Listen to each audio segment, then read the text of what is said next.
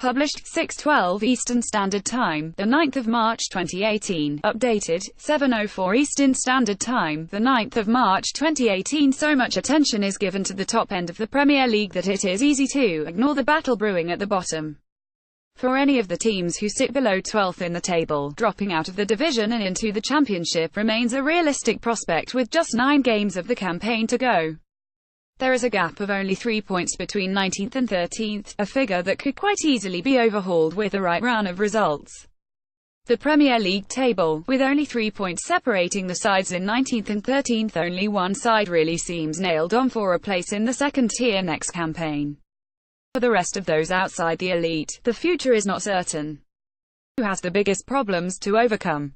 What has their recent form been like? And how tough are their games? Sportsmail has analysed the teams battling relegation and taken a look at what they will be confronted with between now and the end of the campaign. March 10 v Huddersfield TBD v Southampton, March 31 v Manchester United, April 7 v West Brom, April 14 v Everton, April 22 v Manchester City, April 28 v Chelsea, May 5 v Bournemouth, May 13 v Stoke. Form: Swansea have been superb since Carlos Carvalhal came into the club. They have only lost one of the last 10 fixtures in all competitions, including wins over Liverpool and Arsenal in that time. They also pulled off a 4-1 win against fellow battlers West Ham in the last match.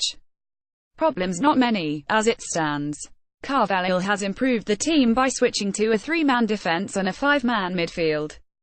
Ki Sung-young, underused under Paul Clement, is now a key man, and the Ayew brothers are an effective front two, utilising pace and technical brilliance. They have started putting away goals too. Swansea have been in exceptional form since manager Carlos Carvalhal came into the club. March 10 v Burnley TBD v Manchester United, March 31 v Southampton, April 8 v Chelsea, April 16 v Stoke City, April 23 v Arsenal, April 29 v Manchester City, May 5 v Leicester, May 13 v Everton. Form: David Moyes managed to get a real bounce out of West Ham when he first came into the club, primarily by tightening up a completely disorganised team. But they have dropped off considerably since and have only won one of the last 5 matches in the Premier League. Their last 2 games have been 4-1 defeats, most damagingly against Swansea. Problems: West Ham lost Andre Ayew to Swansea on deadline day and only replaced him with Jordan Hugill, who has failed to make an impression since stepping up from the Championship.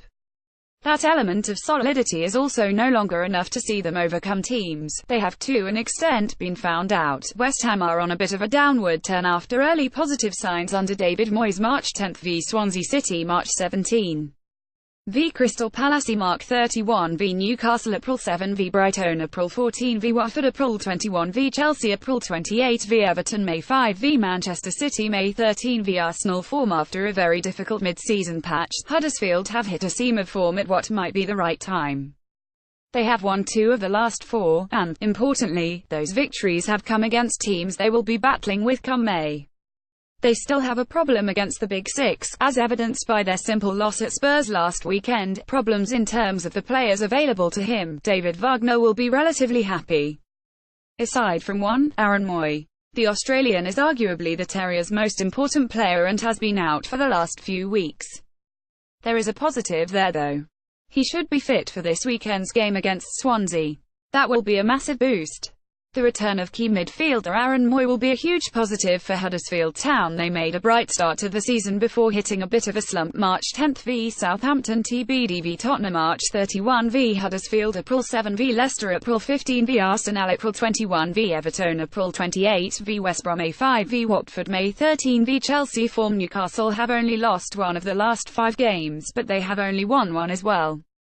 It's a natural side effect of how they set up under Rafa Benitez, who would rather take a point than nothing. But the draw with Bournemouth was definitely a blow, having been 2 goals up only to collapse late on. They could do with a win to shake off those particular cobwebs. Problems: the fact they are not bottom of the league speaks for how impressive this campaign has been by Benitez. His squad are quite simply of a Championship standard. There are a couple of standouts, but Newcastle have not had the necessary investment at any point to keep them in the top flight. And Islam Slimani's ongoing injury problems are a blow. His availability could have helped them a lot. Rafa Benitez has had a good season given the dearth of talent available in his squad. Newcastle are just about keeping their heads above water. For now, March 10 v Newcastle, Tbid v Swansea City, March 31 v West Ham, April 9 v Arsenal, April 14 v Chelsea, April 21 v Leicester, April 28 v Bournemouth, May 5 v Everton, May 13 v Manchester City. Form: Southampton have only won one of the last 5 matches and, frankly, given that was against West Brom, it should barely count. They have not been good enough at any point this season under Mauricio Pellegrino, but they have not been bad enough to get the manager canned. That might be a problem in itself. There has been no push to take them past the mediocrity since the first ball was kicked. Problems: where do you start? They are lacking goals. Their defense has been irrevocably weakened by the departure of Virgil van Dijk. Too many of their players are operating at the same iffy level. Fraser Forster has been bad. Guido Carrillo, the big January signing from Monaco, is yet to score. Mario Lemina, a significant arrival in the summer, has only created 7 chances and provided no assists. There are huge issues.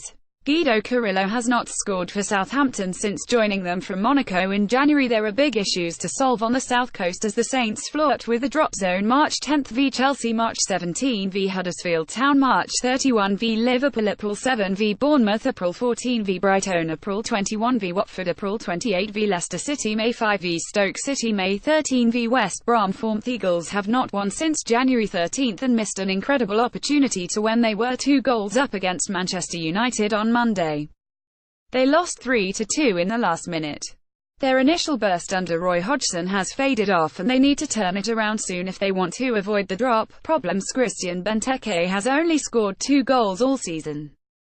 Alexander Soloth has not bagged since joining from Midtjylland in January. Wilfried Zaha, easily the best player outside of the top 6, is injured. All 3 of those are issues, most importantly the last one. With Zaha, Palace play. Without him, they do not. But he could return for the game against Chelsea at the weekend. And that would be a major boost for Hodgson. Crystal Palace have been without Wilfried Zaha, who should return to action this weekend. March 12 v Manchester City, March 17 v Everton, April 1 v Arsenal, April 7 v Tottenham, April 16 v West Ham, April 21 v Burnley, April 28 v Liverpool, May 5 v Crystal Palace, May 13 v Swansea City. Form: Stoke, like Palace, have not won since January and are struggling to find anything resembling form. Admittedly, they have not lost in 3 and have definitely become more difficult to play against under Paul Lambert. Still, they have lost 14 of their 29 games and are struggling to overcome their diabolical start to the campaign. Problems: there's not much about the side. Xherdan Shaqiri is a star but undoubtedly not the same player the club thought they had signed when he joined. Gis Rodriguez has not had much of an impact since his move in the summer. They lack options up front, to the extent that Peter Crouch is probably their best option. They are, at the least, much harder to break down.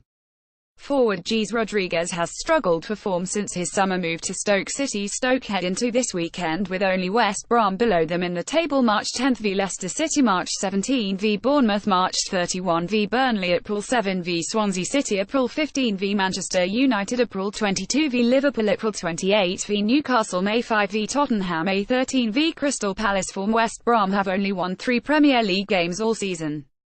They last won on January 13. Before that, you'd have to go back to the second week of the campaign to see when they picked up 3 points. They have lost every single one of the last 5 matches. Whatever it is they say about form and class, this West Brom vintage have neither. Problems: there are discipline problems, as evidenced by the story involving the taxi. There are dressing room ructions. Their defense has significant issues. Their midfield is far too easily overrun. Salomon Rondon scores nowhere near enough goals for a striker of his ability. Rodriguez is still finding his feet after a long time out. Alan Pardew has also failed to inspire any sort of bounce. The real question is not where are the problems, but where aren't they? West Brom have struggled all campaign, not least Venezuelan striker Salomon Rondon.